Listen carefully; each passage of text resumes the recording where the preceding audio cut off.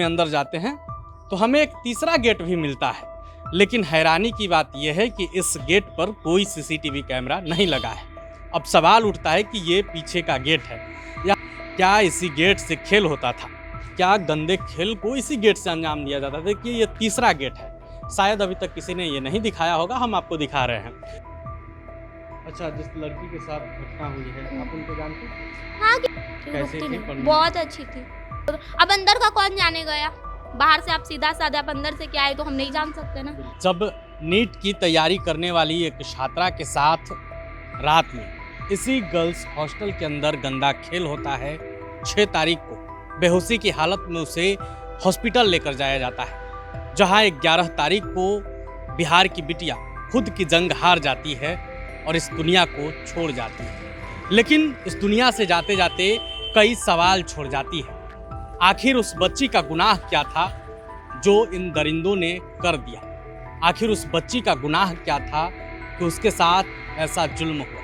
हालांकि अब हर कोई न्याय की उम्मीद में है, पूरा बिहार न्याय मांग रहा है। बिहार के लोग सड़कों पर हैं, पुलिस से सवाल पूछे जा रहे हैं। पुलिस से सवाल इसलिए पूछे जा रहे हैं क्योंकि यही पुलिस है जिस दिन बच्ची का मौत हुई थी उस दिन ये पुलिस कह रही थी कि मौत नॉर्मल है, लेकिन जब पोस्टमार्टम रिपोर्ट आया तो हर किसी के होश उड़ गए। पोस्टमार्टम रिपोर्ट में साफ था कि बच्ची के साथ यौन हिंसा हुआ है। आज सीटी स्कैन भी हमारे हाथ लग गया। जब बच्ची जिंदा थी तो उसका सीटी स्कैन किया गया था। सीटी स्कैन में उसके दिमाग के पिछले हिस्से में ब्लीडिंग भी हुई थी। सोचिए पीछे से कितना गहरा वार किया गया था। बहरहाल अभी हम गर्ल्स हॉस्टल के पास में हैं। हम आपको कुछ तस्वीरें दिखाएंगे जो शायद किसी ने नहीं दिखाया है, जो हर किसी के आंखों से छूट गया हो, कैमरे से छूट गया, वो तस्वीर हम दिखाएंगे। अभी इस गर्ल्स हॉस्टल के बाहर ताला लग चुका है। कल तक इस हॉस्टल में ताला नहीं लगा था, लेकिन आज ताला लग गया है। इस गर्ल्स हॉस्टल के अंदर अभी भी एक 4 व्हीलर गाड़ी पड़ी हुई है। वो गाड़ी किसकी है ये बता पाना अभी तक संभव नहीं है कि गाड़ी किसकी है, लेकिन अंदर में एक गाड़ी है, ईवी कार है। नंबर प्लेट चूंकि प्राइवेसी का ख्याल रखते हुए हम नहीं बताएंगे, लेकिन हमें स्पष्ट दिख रही है कि अंदर में गाड़ी खड़ी है। लेकिन सबसे चौंकाने वाली बात है कि जिस जगह पर गर्ल्स हॉस्टल चलता था वहाँ का आप नज़ारा देखिए। बाहर में कूड़े कचरे हैं। यहाँ के जो लोग हैं आसपास के, वो बता रहे हैं कि ये शराबियों का, गंजेड़ियों का अड्डा है। बगल में आप खंडहर घर देख रहे हैं। घर को देखकर ही अंदाज़ा लगाया जा रहा है कि यहाँ असामाजिक तत्व के लोग आते होंगे, बैठते होंगे। ये मेन गेट है। इसके जस्ट बगल में एक गली है। गली को आप देखिए। मेन गेट पर कैमरे लगे हुए हैं, दोनों तरफ से एक कैमरा लगा हुआ है। जैसे ही हम अंदर बढ़ते हैं तो एक और गेट हमको दिखता है।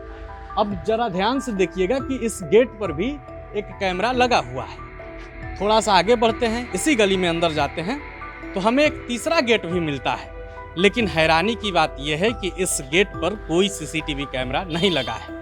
अब सवाल उठता है कि ये पीछे का गेट है, यहाँ सीसीटीवी कैमरा क्यों नहीं है? क्या इसी गेट से खेल होता था, क्या गंदे खेल को इसी गेट से अंजाम दिया जाता था कि ये तीसरा गेट है?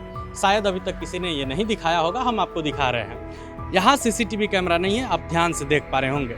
यहाँ कुछ लोग हैं आसपास, हम उनसे बातचीत करने की कोशिश करेंगे, जानने की कोशिश करेंगे कि क्या कभी इधर कुछ देखने को मिला है।